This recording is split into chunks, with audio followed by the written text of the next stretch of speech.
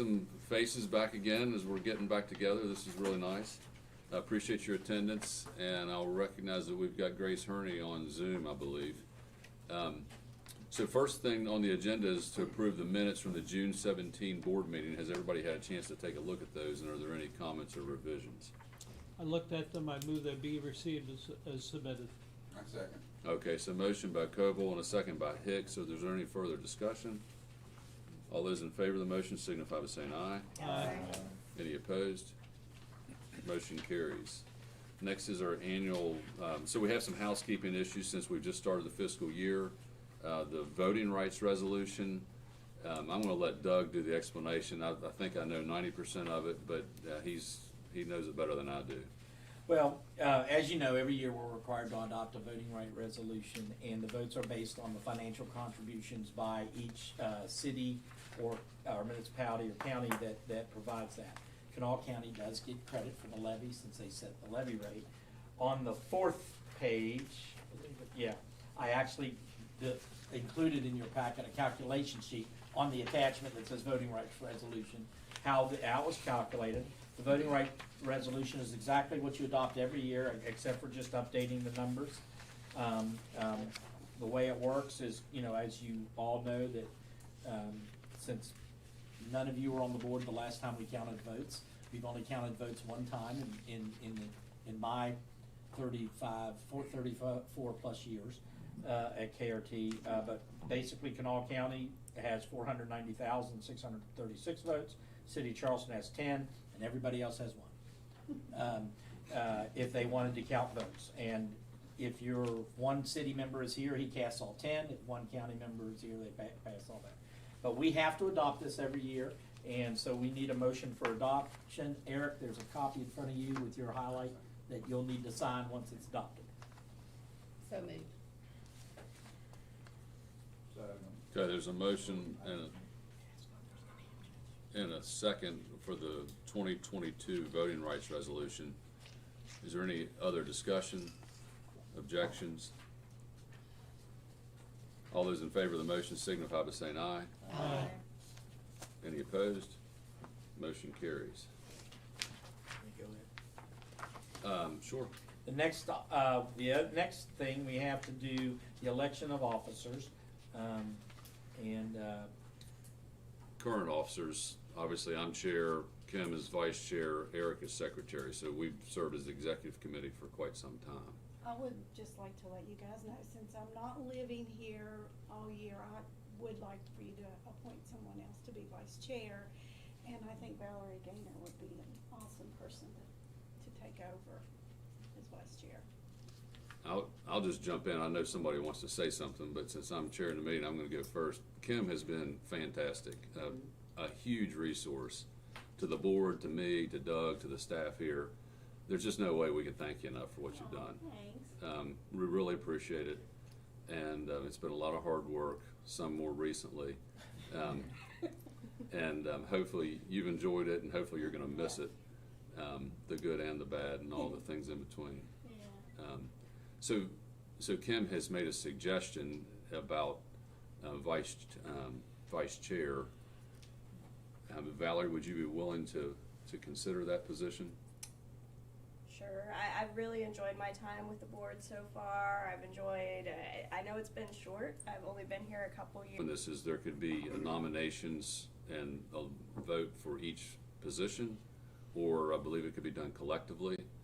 If someone would like to present a motion with a slate of officers. Eric obviously is secretary as of right now. I'll make you that motion, that you keep well, you can't keep it. Yeah. With the addition of the new, how am I gonna phrase it? You keep the existing. President, secretary. With the addition. President, secretary. With the addition of, what's Valerie?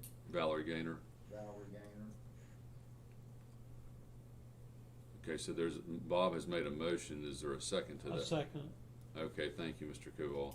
And during discussion, I'm just going to point out Valerie has also been a huge resource during some recent board member topics, specifically executive director search. So I have a ton of faith in her ability to serve in this position. You're not throwing that Go let him make the meeting. No.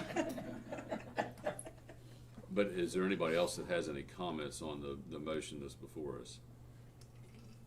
Hearing none, I'll call the vote. All those in favor of the motion signify by saying aye. Aye. Are there any opposed? Motion carries. Okay, the next thing on the house cleaning item is the oaths of office, and the conflict of interest statement. The conflict of interest statement is not required, but it is something that we do as a process, just to protect you as a board and to protect the authority from any scrutiny. So those were included in your packet. I have extra copies if you would sign those and fill them out or get them back to me. The oath of offices, I've received Kim's, Todd's, Joe's, Bob Sutphen's, Gene Arthur's, and Larry Bailey. I have extra copies for the rest of you if you need to sign those, but just sign those during the meeting. There's two forms, different forms. I got to get you on another one. For the conflict of interest, I've got Kim, Todd, and Tom Tolliver. So I have extra copies if you want to grab one and sign it and everything, and then we'll get it notarized by Jamie. You can pass down the one, and there's in two piles. So you can do that while we're going on, but again, the oath of office is required by code to do every year. So I think at that point, we'll be moving on to the financial statements, and Scott's not here. Is Jacob back on? No, we're getting me. Get more of Jacob's Doug. been too busy trying to run operations that do that. If you turn to Schedule 2 of your operations, June operating revenues were $144,730,000. Our expenses were $3,632,836. Now that is way out of range. The reason is we had to the $2.5 million contribution that was made to the pension plan. We had to expense that. So we put it into the fringe benefits into the pension line. We will be working with the auditors to properly class all that, whether it requires us to adjust the budget, come back and adjust what the budget was, because as you know, you have to have a balanced budget under state code. But as if the fact that you guys approved this in the board as an expenditure, then I believe that the auditors will say you can just adjust the budget by that amount. At the end of 2022? It was paid in June. So, it's okay. gonna happen in this audit, which begins next week. Oh, that's right, because we're still in 2020. Yeah, so we're, so when you see our expenses out of line, on the next page, I'm gonna tell you we spent $16 million last year. Our budget was originally $13,266. You made some adjustments when we did the budget revisions by about $600,000 to increase the budget and to make up for the COVID pay and all that, and the funds were used from that. So we might have to adjust the budget again up with that $2.5 million, but that was a one-time hit. We have to expense it through the books to make it proper. So if it looks out of line, it is, and that's why it's out of line. Our actual year-to-date revenue is $1,728,406, and our actual expenses with that $2.5 million and the extra pandemic pay turned out to be $16,038,353. If you go to the next page, which breaks down the detail a little bit more, in the little categories, you can see in the middle of the page by pension plan that, we had budgeted, we were 172% of budget of last year. Last year we spent $829,000, and this year we spent, $2.98 million. So that's really the only outlying thing on the financial part of the report. And when you look at the operating statistics for the first 4-week moving to, we were doing well. The last 2 months prior to June, we had seen a significant, increase of about 30,000 in total riders. We did have a decrease in June of 5,000 riders, and you can see it was mostly towards the end of the month. We did have a lot of weather. I don't have any other explanation to why it was down. It's not a case of days being mixed up between one month and another. That happens sometimes. the ridership was down about 5,000 passengers for the month. Our daily operating revenue, averaging, pre-COVID, we were doing $26,000 a week, and post-COVID, we've been doing just about $18,000 a week. So, COVID is obviously, we still have the effects of that. If you turn to Schedule 4C, you can see that's where you can see that decrease of actually almost 5,800 rides, 6.3%. For the year, we were down 425,000 rides. But again, that's down after last year, which we were down. We didn't even carry 1 million people this year, and that's never happened. Our total carried for the year was 983,999. We were at 1.4 last year with 4 months of COVID. We're usually around 1.7, 1.6, in that range. So it's still going to take a while for that to rebound. The next schedule shows our pass usage and all that, and basically, even though riderships are down, the proportions of people, percentage using pass is all the same. Everything's within range, so that's interesting. The revenue per passenger is within range, so it's just a matter of less people riding the bus. Statistically, the same proportion of the people that are riding are using passes as other passes. I did notice the subsidy per passenger did go down. Scott backed out the $2.5 million out of some of these statistics. He just hasn't done it at all because that doesn't affect ridership or anything like that. Mm-hmm. So that's why, you would think that would have gone up significantly, but he did back it out of there, and we're gonna let the auditors clean up the budget, as I talked to earlier. Levy revenues for the year, ended up being 8,675,893, 5% increase from the previous year. So that was a nice surprise. About $420,000 more. Again, the valuations for this upcoming year were lower by about $400,000. But how that affects to our taxes, I don't know. Obviously, I don't know if you've heard. I've heard on the news and looking at other departments' budgets, they're bemoaning the fact that collections are going to be down and things like that. But we'll see. It all depends on when people pay taxes. So that's it on the financial report. Okay. We did have Juneteenth in June, and that was an unexpected day off. That it was the first time. Yeah, It you might know what? affect I it a didn't little even think about it. Yeah. And that worked. That became then a 4-day weekend for a lot of people. Right. And things like that. So, yeah. Do we have any analytics on who rides the bus as far as how many people ride it for shopping? How many people ride it for going to and from work and things like that? But when you see the drop, I'm just wondering how much of it can we anticipate coming back? The last time we did that was when we did the Marlene Connor study in 2014-15. That's something that we do about every 10 years.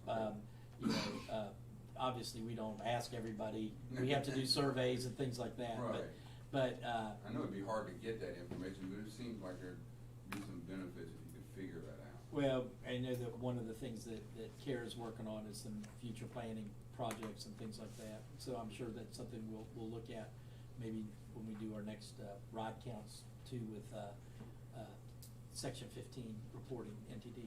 But that being said, it is something that we usually update about every 10 years, do a survey to find out what rider trends are.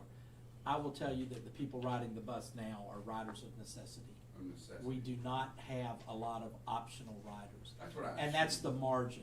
Okay. It used to be, when gas prices got up to $3.50, some people would get in the car. But, for example, our gentleman attorney that used to ride the bus every day, he called me at the beginning and said, "Hey, I just want to let you know I'm not going to ride the bus." And I said, "I understand."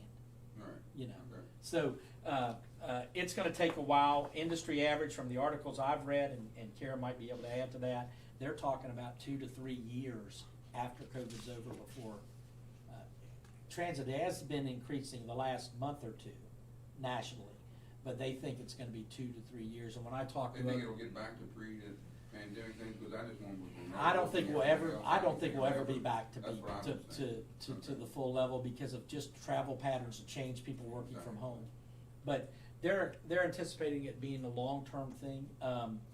I would, and that's you know, taking into account the major markets, the New Yorks, the Chicagos and things like that. It is picking up, Okay. but it's still, and we've seen that. But when I talk to other transit properties, everybody tells me 30–40%. You know, we're not out of the realm of what's happening industry-wide. I think locally, until we can get the mall stabilized and then all the activities at the Civic Center, which are two big employment centers, and then that'll funnel to the hotels and employment opportunities there, that we're gonna have a harder time getting some of the ridership back that we had, because the mall, I mean, on an average Tuesday, had to have been 200 employees in there. Mhm. And I'm sure some of them participated in our services. No, they did. And, you know, hopefully that's on the swing and starting to change the other direction. Yeah. So any other things on the financial statements? If not, we'll move along to item 5. The CAT report, or the self-insurance report, is the next page. And invoices and excess, Oh. anything on that? Well, I was gonna, okay, I'm sorry. No, we don't have anything. Okay, Sorry. Now the self-insurance report. yep. We did have one doozy of a claim added on there. We had a vehicle stopped in front of us at something and started to pull off, and the driver looked away and, you know, started to pull forward, and that driver stopped immediately, and we hit a brand new Telluride in the back, and 2 people, you know, sought some sort of treatment. So there was a nice claim filed. That's the only thing that's changed there. Of course, our deductible's $2,500, and I'm sure just the damage to the vehicle alone was probably about $8,000 or $9,000. Mhm. Knocked the bumper off the car. Those are brand new, just really nice SUVs. Was this Virginia Street? It was on 119. Okay. The Virginia Street one wasn't our fault. The one you saw that I called you about, Mhm. that wasn't our fault. Interesting story about that. And the CAT report, there's really nothing out of line to report on the CAT report for you guys. So that takes care of, that should get us to new business. Transit mall? Or, yeah, well, you're up next, general manager search. Where are we? Oh, okay, we're still under old business. Yeah, I'm sorry. Okay, so general manager search, the committee's been working, we have been, working with several candidates. We're focused on one in particular right now. We're working on what the next step would look like, because we've had electronic interviews, probably a live interview. We're hopeful that would take place before the next board meeting. So stay tuned, but, you know, we are hard at work. Doug is still interested in retiring, he claims. So we're taking him at his word, and we're moving forward. 50th anniversary. You never take me at my word. Karen will update you on the 50th anniversary. So we have our 50th anniversary coming up October 25th. That's a little more than 3 months away. We have Maple Creative working on a commercial for us, and we hope to have a free fair day on the 25th, and also dedicate the new transit mall that same day and have a little bit of a celebration. So we're working on that. Does free fare mean that, is that permissible?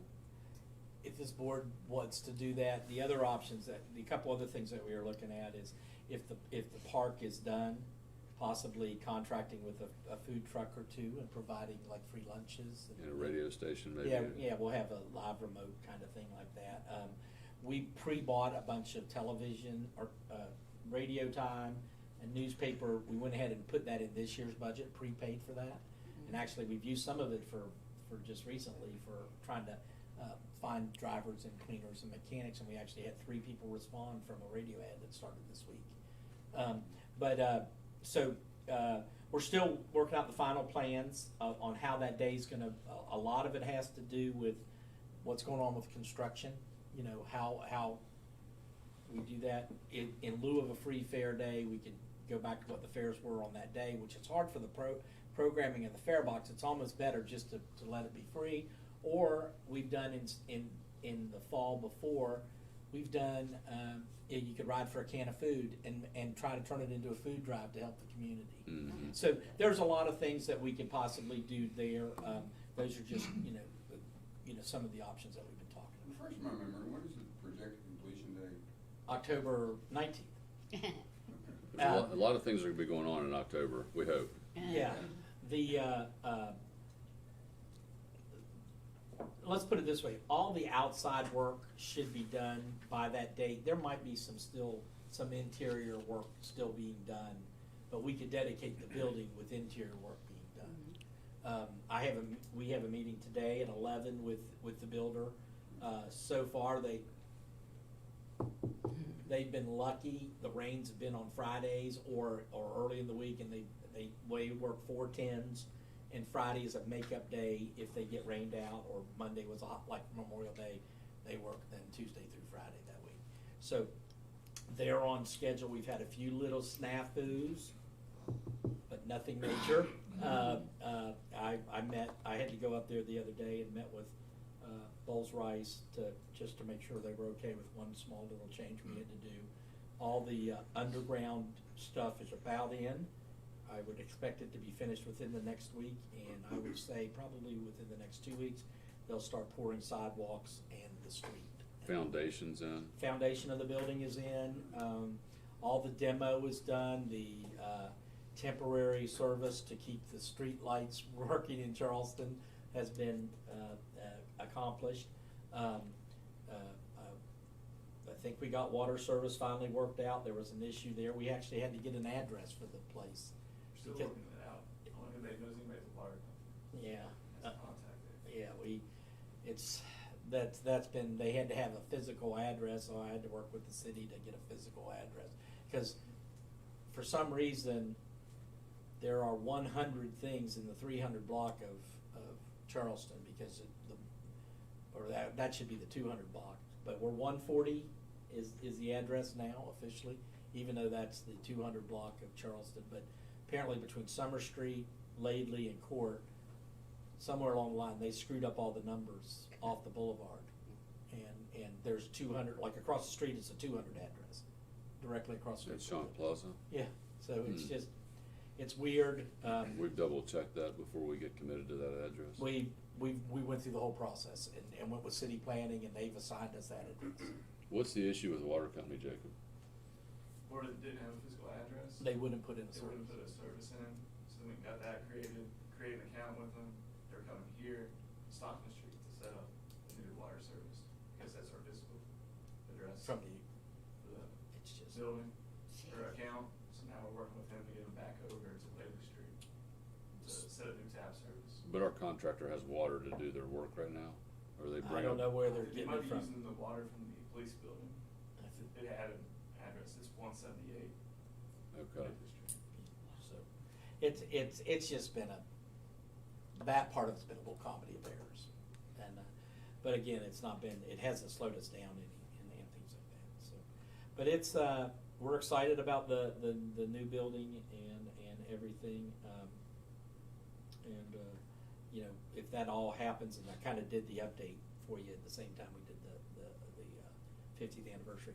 The idea is that everything will be ready. The city anticipates their project to be done in October also.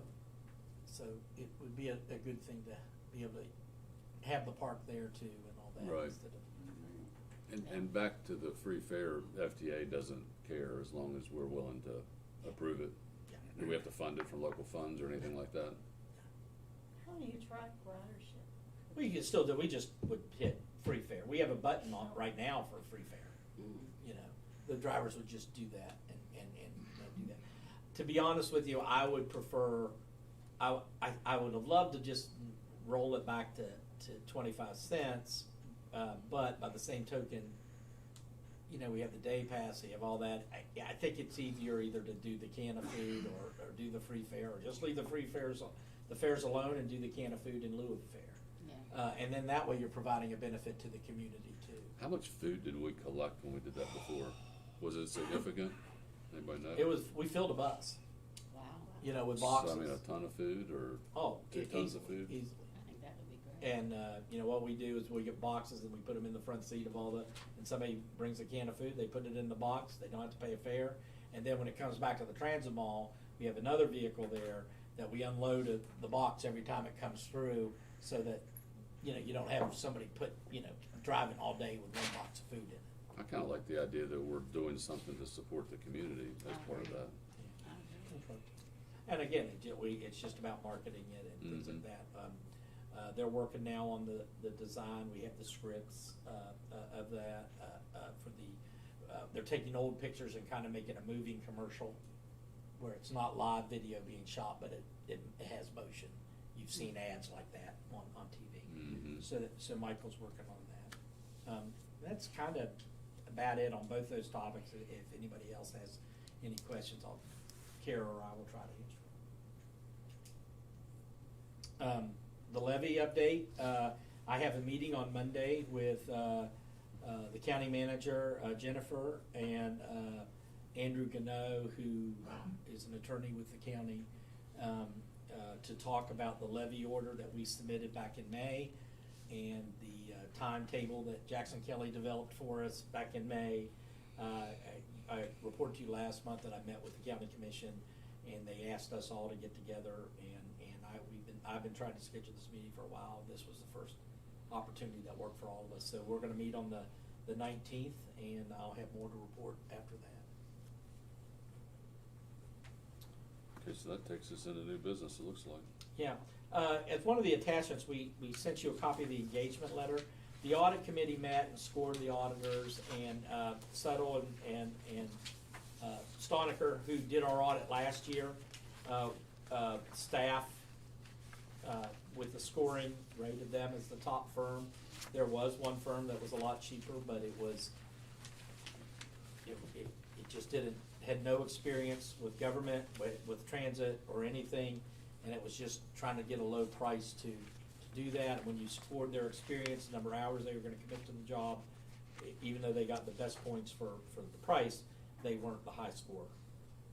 And then the other bid was from Brown Edwards, who was significantly higher also in price, but actually outscored the other one to do that. So we did have 3 proposals. We have notified Suttle and Stoniker that they would be doing the audit. What we need is you to reaffirm or ratify our action doing that. So this board would need to make a motion that we are adopting the administration's recommendation to engage Sutherland Stoniker to conduct the audit. So move. Second. Okay, a motion by Coble, second by Bailey. Any further discussion on the auditor? These are full-blown, every nut, bolt, and screw audits.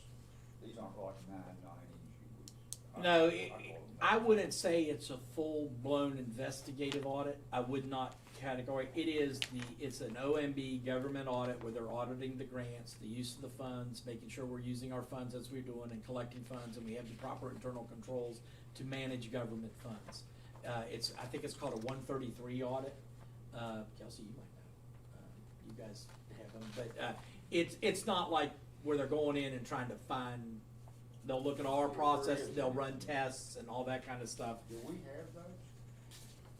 We've never had them because we've never had any findings, in terms of a problem or an issue. Well, we've audited very specific, narrowly focused problems. Yeah, we did. Yeah, we did do one. Yes, yeah. I forgot about that. Yeah. How? Yeah, but they look at everything. But they'll do sampling. It's all counted for, everything's counted Yeah. for, they don't do that. But they'll do, I assume for inventory, they do sampling rather than an inventory of everything. We did a physical inventory of everything on July 1st. Okay. Like payroll, they do a sample of certain checks, people's checks throughout the year. And payables, the same thing, they'll pull files and things. And then they look at your processes to make sure that you're, doing what the government requires you to do. And as far as the government funds, they do a very in-depth on that. And they know that we expect them to present to the board? Yes. Yeah.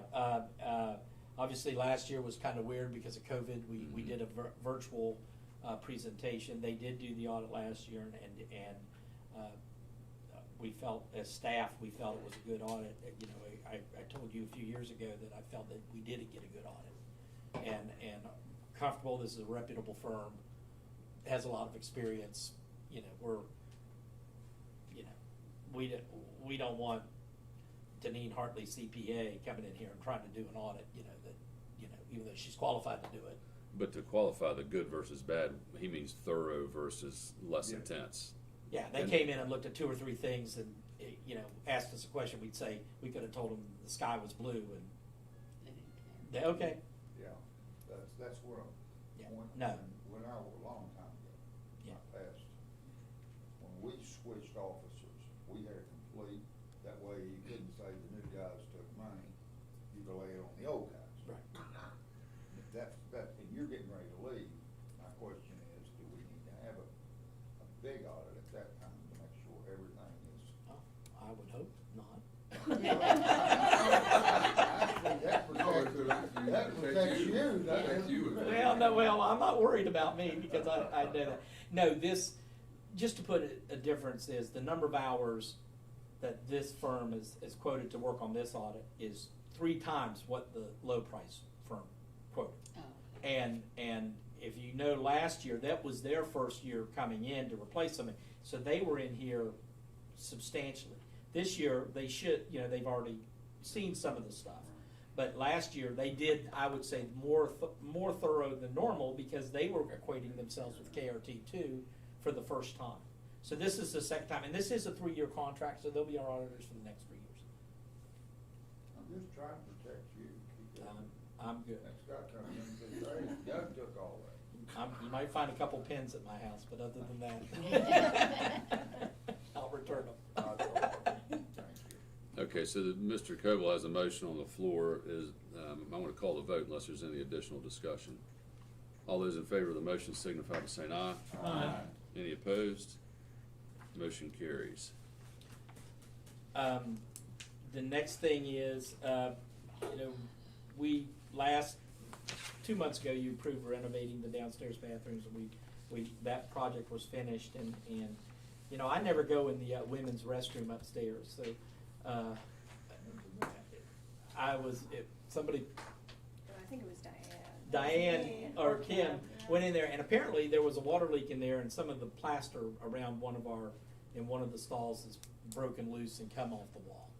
So we went ahead and wrote basically the similar spec to do the work that we did downstairs to do on the upstairs bathrooms, with the exception of we're not replacing the partitions because they're in really good shape, and we didn't see that. So we put that out for a quote from the 2 people that bid on our previous project. We got those results. I put a copy of it in front of you all when I came in. Victorian Development, who we have under contract to do routine maintenance. Last quote, they were within $80, I think it was, of the other one. They actually were the low quote on this one, and we're very familiar with Rodney and his crew's work, and we're confident in that. So we recommend that you award it for $11,200 to Victorian Development, and they will, I think, start within the next couple of weeks to get in here and get doing it. It'll be the same floor tile that we have and all that, and repaint it, repair the wall in the women's. Right now, there was also apparently 2 different tiles in the women's restroom, which I didn't know until I went in there after it was pointed out. Are they doing men's and women's? Yes. Okay, so the big price difference between the downstairs and upstairs is the partitions, I guess. 'Cause Well, didn't we no, do the one big bathroom? price difference is in the men's room downstairs, there was an epoxy floor that they had to grind off. Oh, okay. And actually, actually though, you don't have to do that. Their original bid for Agston last time was 11,000, a little bit over 11,000, close to 12, but it didn't include the painting. So this time we put the painting in, and so we had to do an add-on to pay for the painting. The other one ended up with the partitions at about $18,000. Wasn't it about $4,000 for the partitions? Yeah, so it was around $18,000, $19,000 to do the downstairs bathroom. So Okay. this one is a little cheaper. Victorian Development, basically bid about a little bit less than they bid for the downstairs job. So I think they wanted the work. Mm-hmm. I'll make a motion to accept this ordinance bid. I'll second. Okay, Motion by Sutphen, second by Holmes to accept the Victorian bid for the second floor bathroom renovation. Any further discussion? All those in favor signify by saying aye. Aye. Any opposed? Motion carries. Since we did a change of officers, we always put the banking resolutions on there. Normally, we don't have to do it, but when we do change officers, we have to have everybody re-sign their banking resolutions. Obviously, we don't have those ready. We would request a motion to authorize staff to take the necessary steps with the bank to prepare those banking resolutions, bring them to the officers to sign, and then submit, so we don't have to wait another month before we get that all done. It's strictly house cleaning with the bank. And each of you would see them to sign. We may need to go to the banks. That's the way they used to do it. They do it both ways. Okay. You know, we have with the virtual thing, they've kind of relaxed that, but yes, there was times where we do it, or if we could have each of you sign in front of a notary, then they don't have to do that. Okay. But So if the- you, just, thank you, Joe. So the motion of care would just authorize us to do what's necessary. Okay, so motion by Koval, second by Sutphen to modify the banking resolutions to recognize the new executive positions for the board. Any additional discussion? All those in favor signify by saying aye. Aye. Are there any opposed? Motion carries. Okay, I really don't have anything else for you. Well, the staff or I are happy to answer any questions anybody would have. For those of you that, you know, again, pass down whatever documents you've signed and all that kind of stuff, and we'll get those notarized. I'm good. Yeah, okay. We're good? Thanks, everybody, for your attendance. Glad to have everybody back in person. Fantastic. You already done that, then people started showing up. That's right. That's all it took. For me, for yes. Yeah. We're gonna continue to do them. Yeah. All right, Done? I think, Kim, I guess we're good. were you, where I thought I did. you not, not working at the